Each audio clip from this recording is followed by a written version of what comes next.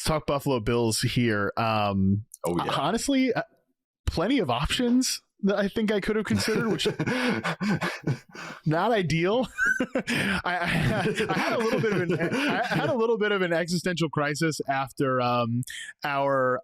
we did the episode a couple weeks ago before I was off last week, where we talked about kind of hierarchy, power rankings of these top 10 teams, who's a real contender, who's not. You had the Chiefs number one. I had them a little bit lower, and I was like, and then they lose to the Bills. I was like, see, Nate trying to gaslight me about the damn Chiefs. Hey, I knew he had them too high. But then at the same time, I thought, okay, well, yeah, but also they got beat by the Bills, who I pretty much just summarily was like, well, no, they're not a real contender to me anymore. So maybe I'm actually an idiot, and which is probably the case. I am an idiot, but then after that game, it's fine. We're all idiots. So as I'm trying to be like, yeah, Nate gaslit me on the Chiefs, I'm like, well, did I gaslight myself on the Bills? I don't really know here. But then they lose this past game to the Dolphins and just show all of their fatal flaws really here, which we could talk about defense, we could talk about the run game, all that, but I'm just going to play the hits here because there are so many potential options for fatal flaws with this team. I think the passing game is a fatal flaw right now. And I just think from a personnel standpoint, they are simply not good enough, period. And I know they have Josh Allen. I think Josh Allen is awesome. I think Josh Allen you're starting to feel the weight of the situation on his shoulders because there is just not a lot of answers with what's going on here right now. And I get it. The Bills offense is a really good, it's one of the best rushing teams in the league when they're on. And, they do a lot with like Jackson Hawes is that blocking tight end has been incredible to see. James Cook is awesome. Their offensive line is good, et cetera, et cetera. Okay. That's great, but that can't be the identity of the offense because their defense isn't good enough for them to be this mauling run first team. Like they have to have a counterpunch in the pass game. And like, Nate, what is the counterpunch right now? Especially now that Dalton Kincaid is banged up and he's easily been their most impactful downfield receiver right now. The Keon Coleman thing it's just like there's nothing there from a consistency basis. They have nobody that can create separation. Fans are on Twitter talking about, wow, it's a big mistake for us to let Matt Collins go. Matt Collins! I know. Okay. He's a nice role player, but that's the dire state here right now. It's like, well, maybe we should give Elijah Moore more chances. It's just like we're running out of options here to what we can do. And I think this is going to be the thing that when we look back in February and why are the Bills not in the Super Bowl, we can point to a lot of reasons, but I think ultimately because they do not have a passing game that can take over a contest. I think that is, or dig them out of a hole against a good team. Shoot, it couldn't even dig them out of a hole against the damn Dolphins. I think that's ultimately going to be the reason that it holds them back. There's not once where they play a team like the Dolphins that lacks corners, and it's just like, how are they going to cover the Bills? Like, how are they? Oh my God! Like even with the Bengals with freaking Joe Flacco, I'm like, man, they got Chase and Higgins, and like, man, they can just get rolling at any time. Like, good luck. Better run cover 2 every play. Against the Bills, I'm fine running man. Like, I get it. I get it. Like, yeah, Josh Allen might do some things, but you can do things, and it's a valid answer against this offense, which is, yeah, they can run the ball. I like the line, but I also think the offensive line, pass protection wise, is taking a drop off.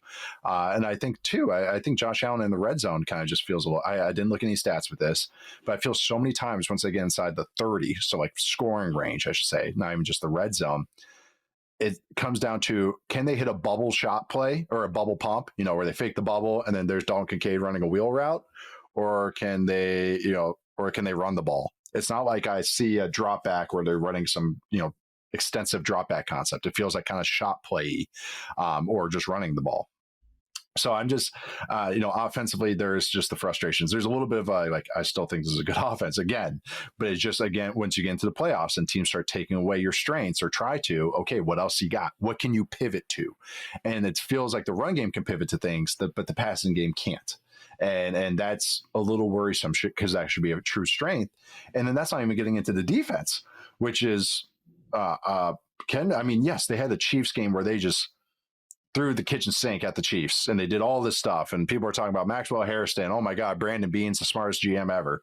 And then but then the next week you're like, oh yeah, there's that defense. Also, by the way, Beane, Joe Shane's old boss, very good with the media, was talking about how he was disappointed he couldn't trade for a receiver, which is part of what we're talking about right here. But I wanted to be like, why aren't you trading for a D tackle? Or why aren't you trading for like a safety or something? Like, why aren't you trading for your actual glaring, like the biggest weakness that you have on this team? And this is a stat I've brought up before talking about the Bills defense. Next Gen Stats has a stat called group tackle opportunities. So how many times there's multiple players around to make a tackle. In 2021, when this defense was peaking, it was 45 a game. 2022 was 48 a game. Last year, 49 a game. And then this year, it's only 35 group tackle opportunities a game. Is that like end all be all good defense, bad defense? No, but for the Bills it is, because how their defensive scheme is. A lot of zone, a lot of bodies near the ball, undersized linebackers, safeties. I talked about this a bit with Chuck. That is just, the strengths aren't the strengths. Like what they're supposed to be, what this team is built to be, they can't really do it right now. And that's a little bit worrisome. Think it's a playoff team, think it's actually overall still a good team in the weirdest way. But man, these Achilles heels are very, very glaring to me, which is, again, spine of the defense, safety play, and then what you're talking about, that lack of just passing game ceiling. And maybe is that the best way to maybe put ceiling. It? Yeah, I think there's a reasonable floor here, especially because Shakir is good. Yep. Obviously, Josh Allen's awesome. Josh Allen's going to make you right. Even if like I said, I think there are some times where he hasn't played his best football this year. But to me, I think there's just a weight on his shoulders that's a little bit more than it should be. And you brought up the point about Brandon Beane.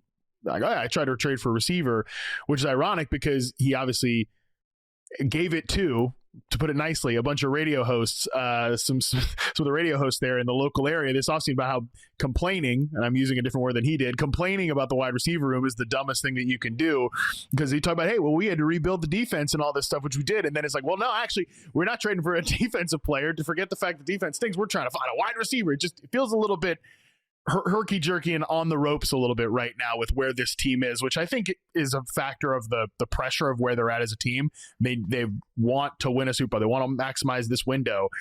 But I do think that they have put themselves in a brain pretzel with this wide receiver room that, unfortunately, I'm not quite sure how they get themselves out of this one at this point in the season. I don't think that is coming.